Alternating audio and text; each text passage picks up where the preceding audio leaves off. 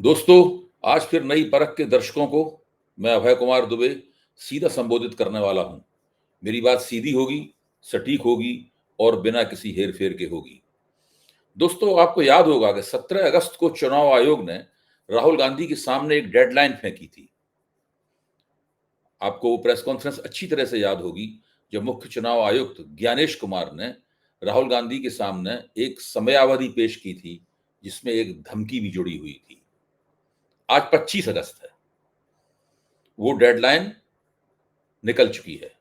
मैं यह तारीख आपको इसलिए याद दिला रहा हूं ताकि आपको वो डेडलाइन भी याद आ सके। आयोग ने राहुल से कहा था कि या तो अपने आरोपों को प्रमाणित करो, उसके लिए हलफनामा दो या फिर माफी मांगो। कल जब अररिया में राहुल गांधी, तेजस्वी यादव, दीपंकर भट्टाचार्य और मुकेश सहनी की प्रेस कॉन्फ्रेंस हो रही थी, तो दरअसल इस डेडलाइन का वो आखिरी दिन था। उस प्रेस कॉन्फ्रेंस की खास बात यह रही कि किसी भी पत्रकार ने मुख्य चुनाव आयुक्त के उस अल्टीमेटम के बारे में कोई सवाल नहीं पूछा। संवाददाताओं की इस बिरादरी में भारतीय जनता पार्टी के लिए बैटिंग करने वाले भी कुछ पत्रकार थे।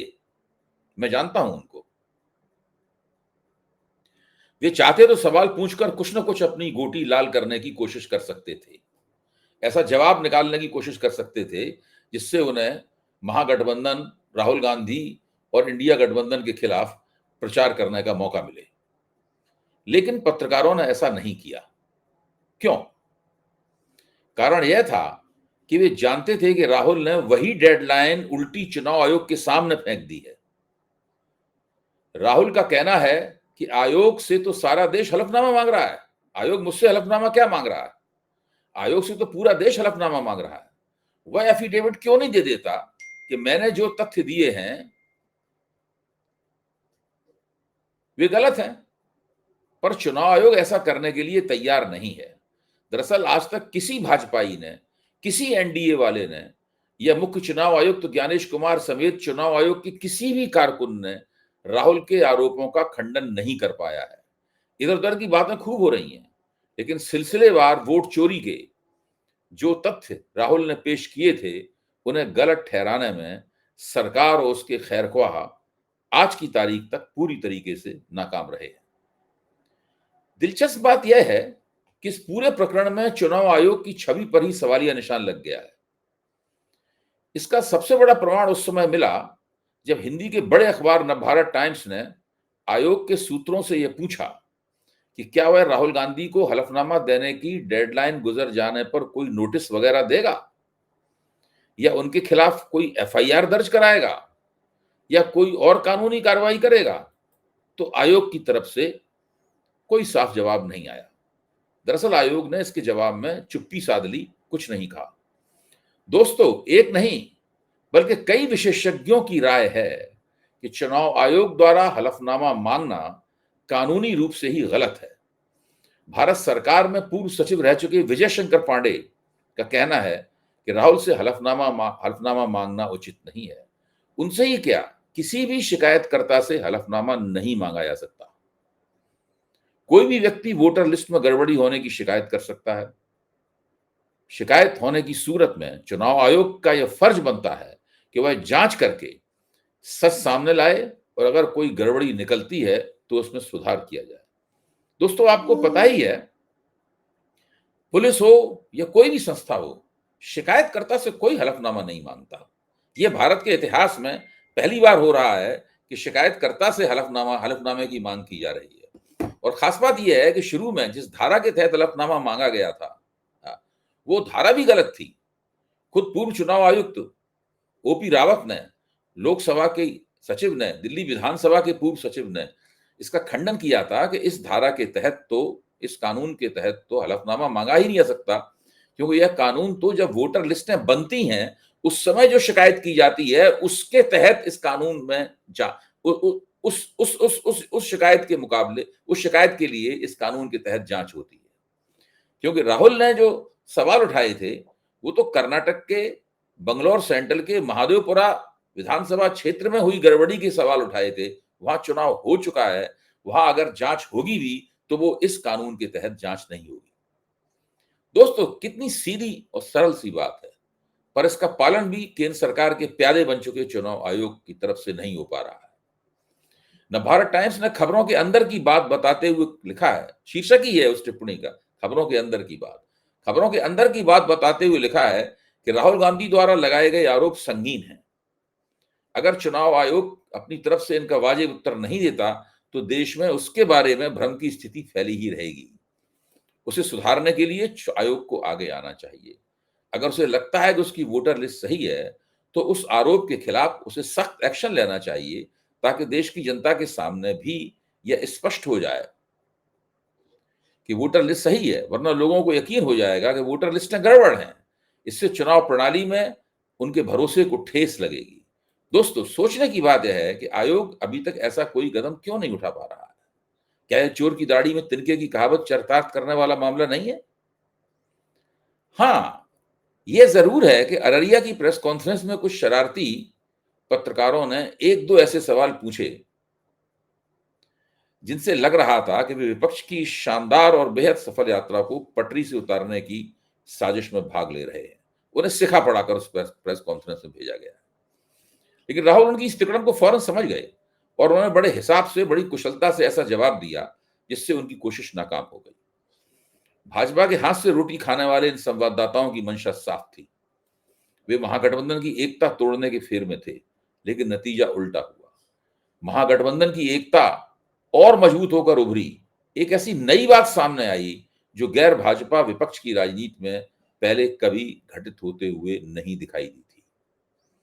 दोस्तों, इन पत्रकारों का शरारती सवाल राहुल गांधी से तेजस्वी यादव और महागठबंधन के अन्य नेताओं की उपस्थिति में यह पूछा गया था कि तेजस्वी तो आपको प्रधानमंत्री बनाने के इरादे को साफ तौर पर व्यक्त कर रहे हैं, पर आपकी और कांग्रेस की तरफ से उन्हें मुख्यमंत्री बनाने के बारे में किसी तरह की घोषणा नहीं की जा रही है, किसी तरह की हामी नहीं भरी जा रही है। राहुल ने इसका जवाब कुशलता से दो हिस्सों में दिया। पहला, उन्होंने कहा, ये राहुल के शब्द हैं, उन्होंने कहा कि बहुत अच्छे तरीके से एक पार्टनरशिप बनी है, सारी पार्टियां जुड़कर काम कर रही हैं, कोई टेंशन नहीं है, मजा आ रहा है। वैचारिक और राजनीतिक रूप से हम एक राह हैं, मगर वोट चोरी को रोकना है। दूसरे, इस दूसरे जवाब के दूसरे हिस्से को गौर कीजिए, क्योंकि मैं इसकी थोड़ी सी आगे व्याख्या भी करूंगा। दूसरा, उन्होंने कहा कि बिहार विधानसभा चुनाव के लिए गठबंधन एक साझा घोषणा पत्र जारी करेगा। दोस्तों, मेरा मानना है कि यह साझा घोषणा पत्र की बात एकदम नई है। मैं तो न जाने कब से कह रहा हूं कि इंडिया गठबंधन को एक साझा घोषणा पत्र पर काम करना चाहिए। दरअसल उसे पिछले लोकसभा चुनाव में ही अपना साझा घोषणा पत्र जारी कर देना चाहिए था। बहरहाल, देर आए दुरुस्त आए। जो दिल्ली में ना हो सका वह अब पटना में होगा। साफ बात है, मिलकर लड़ेंगे, मिलकर घोषणा पत्र लाएंगे, मिलकर जीतेंगे और मिलकर सरकार चलाएंगे। जहां तक तेजस्वी यादव को मुख्यमंत्री बनाने की घोषणा करने की बात है, तो क्या कभी कांग्रेस या राहुल ने इस बात का खंडन किया है? वोटर अधिकार यात्रा की पूर्णिया रैली में पप्पू यादव अपने खास अंदाज में खुलकर बोल रहे थे कि तेजस्वी यादव जननायक है। वहां सभी मौजूद थे और सभी जानते हैं कि जब महागठबंधन में टिकटों का बंटवारा होगा तो बिहार के सबसे बड़े दल के रूप में राष्ट्रीय जनता दल को ही सबसे ज्यादा टिकट मिलेंगे, उसके ही सबसे ज्यादा एमएलए होंगे, आज भी हैं और कल भी होंगे। दोस्तों, हकीकत यह है कि महागठबंधन में मुख्यमंत्री की कुर्सी पर कौन बैठेगा यह बिल्कुल स्पष्ट है। इस बारे में कोई भ्रम नहीं है। तेजस्वी ही एकमात्र नेता हैं जिन्हें यह मौका मिलेगा, इस पर कोई सवाल भी नहीं है। न किसी के कहने की जरूरत है, न किसी के द्वारा घोषणा करने की जरूरत है। असली बात यह है कि तेजस्वी को नेतृत्व की बागडोर थमाना तो उस समय ही तय हो गया था जब राजद के पिता हैं लालू यादव ने अपने बड़े बेटे तेज प्रताप को उनकी ऊल जलूल बयानबाजी और जीवन शैली के कारण परिवार और पार्टी से निष्कासित कर दिया था। तेजस्वी को जिस तरह से उन्होंने अपना उत्तराधिकारी बनाया, जिस तरह से परिवार में उनके साथ होड़ करने के इच्छुक लोगों का पत्ता साफ किया, उससे जाहिर हो गया कि अब राजद में एक ही नेता है, तेजस्वी यादव, और वे ही बिहार में महागठबंधन के भी नेता हैं। दोस्तों, इस बात की तस्दीक आम जनता के रुख से भी होती है। यह रुख हमें सी वोटर के लोकप्रियता सर्वेक्षण से भी पता लगता है। सी वोटर ने जो आंकड़े जारी किए हैं उनसे स्पष्ट है कि पिछले 3 महीनों से मुख्यमंत्री के तौर पर लोकप्रियता की होड़ में तेजस्वी सबसे आगे चल रहे हैं। अगस्त में भी वे 31% पर हैं, जबकि पिछले 20 साल से मुख्यमंत्री की कुर्सी पर बैठने वाले नीतीश कुमार की रेटिंग केवल 15% है। देख लीजिए, तेजस्वी की रेटिंग नीतीश कुमार की दूने से भी ज्यादा है। हालत यह है कि नीतीश की रेटिंग से तो प्रशांत किशोर आगे निकल गए हैं, जो अभी बिहार की राजनीति के मैदान में एक नए खिलाड़ी हैं। उनकी रेटिंग 22% है। मतलब यह है कि एनडीए के पास मुख्यमंत्री पद के लिए कोई लोकप्रिय चेहरा नहीं है। वैसे भी यह सर्वेक्षण वोटर अधिकार यात्रा के ठीक पहले का है। अगर इस समय सर्वे कराया जाए तो तेजस्वी की रेटिंग निश्चित रूप से और बेहतर निकलेगी। दोस्तों, भाजपा भी इस बात को समझती है, इसीलिए उसका हमला भी बिहार के संदर्भ में तेजस्वी पर ही केंद्रित रहता है। इसीलिए मोदी पर एक आलोचनात्मक पोस्ट करने के आरोप में तेजस्वी यादव के खिलाफ महाराष्ट्र में एफआईआर दर्ज कर दी गई। महाराष्ट्र के अलावा यूपी में भी एक शिकायत दर्ज कर दी गई है। तेजस्वी ने एक कार्टून शेयर किया था और पीएम की गया रैली को जुमलों की दुकान करार दिया था। मगर तेजस्वी ने अपने खिलाफ एफआईआर पर कड़ी प्रतिक्रिया देते हुए कहा कि एफआईआर से कौन डरता है, ये लोग सच बोलने से घबराते हैं, हम लोग एफआईआर वगैरह से नहीं डरते, हम सच बोलते हैं। दोस्तों, वोटर अधिकार यात्रा ने महागठबंधन की राजनीति को बिहार के मैदान में पूरी तरह से सेट कर दिया है। 4 युवा नेताओं की मंडली यानी राहुल, तेजस्वी, मुकेश सैनी और दीपंकर भट्टाचार्य इसमें दो नाली बंदूक से फायर पर फायर कर रहे हैं। वे एक साथ बिहार के महीने भर दूर चुनाव के लिए भी मुहिम चला रहे हैं और 2029 के लोकसभा चुनाव के लिए भी। बिहार में तेजस्वी को सीएम बनाना है और देश में राहुल को पीएम बनाना है। यही है बिहार की राजनीति की आज की असलियत। धन्यवाद। दोस्तों, जाने से पहले मैं आपसे एक बार फिर अपील करूंगा कि आप नई परख को सब्सक्राइब करें और जितने भी आपके मिलने जुलने वाले हैं उनको भी नई परख के बारे में बताएं।